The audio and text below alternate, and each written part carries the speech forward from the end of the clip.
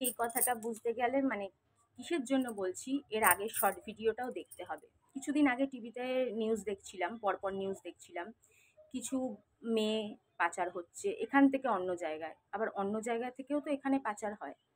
তো সবাই এটা নিয়ে মানে নিউজ চ্যানেলগুলো এটা নিয়ে বলছে আমরা খুব চিন্তিত, আমরা খুব অমুক, আমরা খুব তমুক, কিন্তু আমি অন্য জিনিস নিয়ে ভাবছি।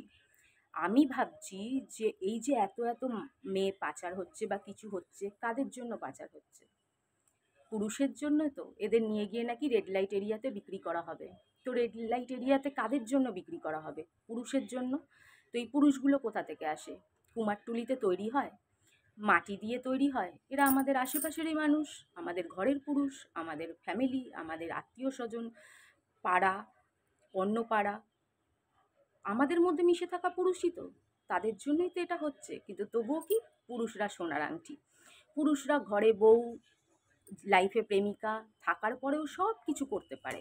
তাদের জন্য নারী পাচার হতে পারে, তাদের জন্য সব ব্যবস্থা আছে, কিন্তু তাতে এই ঢেমনি মহিলাদের কিচ্ছু যায় আসে না। এরা আসলে কি বলতো, নিজেদের কবর নিজেরা খুঁড়ছে। আমরা নিজেদের কবর নিজেরাই খুঁড়ছি। এগুলো আমাদেরই মা, বোন, সন্তান, মেয়ে, এদেরকেই ভোগ করতে হবে।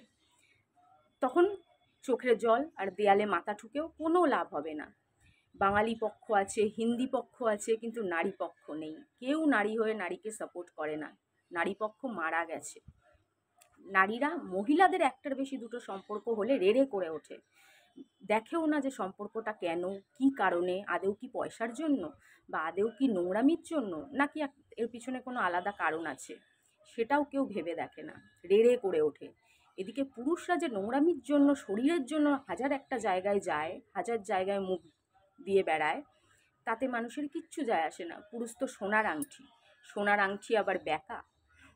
আর আমরা, আমরা কয়লা, পোড়া কয়লা। আমাদের তো কোনো কিছুর অধিকার নেই, আমরা কিচ্ছু করতে পারবো না।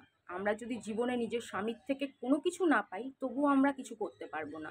স্বামীর থেকে পয়সা কড়ি না পাওয়াটা কোনো ব্যাপার না, স্বামীর থেকে যদি অন্য কোনো সুখও না পাই, তবুও আমাদের অধিকার নেই একটা সম্পর্ক রাখার।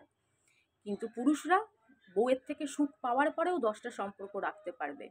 তো বলি কি, নারী পক্ষ কি মারা গেছে? আর নারীরা যখন নারীদের পেছনে এভাবে লাগে, তখন অন্য নারীরা সেখানে লাইক দিয়ে যায়। কেউ কেউ বলে না ইউনিভার্স বদলা নেয়, তো তাদের সাথেও বদলা হবে, চিন্তা নেই। তাদের সাথে বদলা হবে, তাদের পরিবারের সাথে বদলা হবে। এর ভোগ তাদের সন্তানকে, তাদের পরিবারকে দিয়ে যেতে হবে।